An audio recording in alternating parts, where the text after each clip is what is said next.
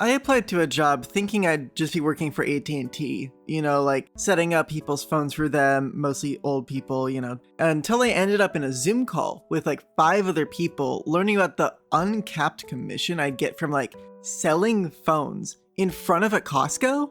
You might be thinking, hey, Ritzy, why wouldn't you just hang up right now since it's obviously a scam and you know that it is?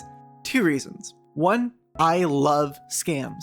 I just think they're neat and want to crack the code on every single one that comes across my path. And the best way to do that is by getting as close as possible to it before you get ripped off.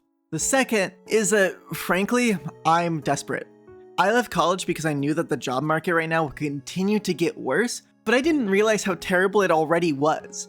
Why else would anyone make YouTube videos if they're not desperate? So 20 minutes after the Zoom call ended, I was told I'd be moving up to the next round of hiring with an in-person interview. Awesome, right?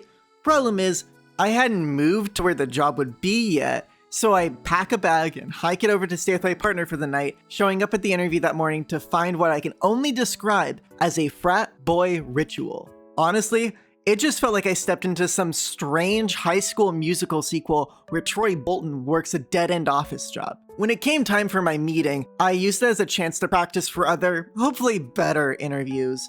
I showed the guy my webcomic, he told me about what anime he's watching, and honestly, I just got sad. The reason this guy's interviewing me is because he's at the end of his training period for this pyramid scheme, and soon he'll be able to hire his own team and go start another branch of the scam. From what I can gather, there's hundreds of branches of this thing, all collected under a single parent company. Each branch has its own branding, so if one gets found out, it can be shut down and it won't collapse the whole tree. He told me this is his first job, right out of college, and he's still living with his parents. He told me about how good this job has been for him, allowing him and his girlfriend to go on a trip to Tokyo. I just felt so bad. There's zero way any of what they're doing here is legal, and he doesn't know what warning signs to look for. Even after explaining the whole situation to everyone in my life, they all told me to take the job regardless of what I think about its ethics because the job market is just that bad right now. I'm not gonna blame everything in our modern society on just one thing, but I do think a huge reason why the world is firmly into dystopian territory at the moment is because social media has invented a new worldview where a person is the same as a business. Everyone is selling something now. If not a physical product, it's their lifestyle or their aesthetic, all manufactured in some way. Please like and subscribe, otherwise you're killing my hopes and dreams. I'm sorry, I have to work it in somehow. I worked at an up-and-coming comic platform, I won't say which one, and the people there were exactly like the frat boys selling phones. I didn't see the signs because, like the guy hiring me, this was not just my first job, but I also thought it could be the stepping stone to something great. I really believed in what I thought the company stood for. But I think that was all my projection. Now, they're a complete scam, peddling AI like every other company on the face of the planet. I try to be an optimistic person and look for the best in situations, and we'll be getting there. But I just become so hyper-vigilant about what I see, so I make sure I won't be put into more awful situations. I want to let people, especially artists, know what red flags to look for when working with people because I never had that when I needed it. I wasted a lot of time in a place that I never needed, and that's point number 1. You do not need them. I know that urge that beginner artists have to get out there, prove yourself, show you can make money, but that can't come at the expense of yourself or your art. Please meet other artists and build out a network so if you do get a contract, there are other people you can reach out to. Point number 2, you decide your worth. If you're learning to write or draw or any kind of creative thing, then you are an artist. Success should never be determined by how much money you're making, and you'll likely lose it by trying to chase trends.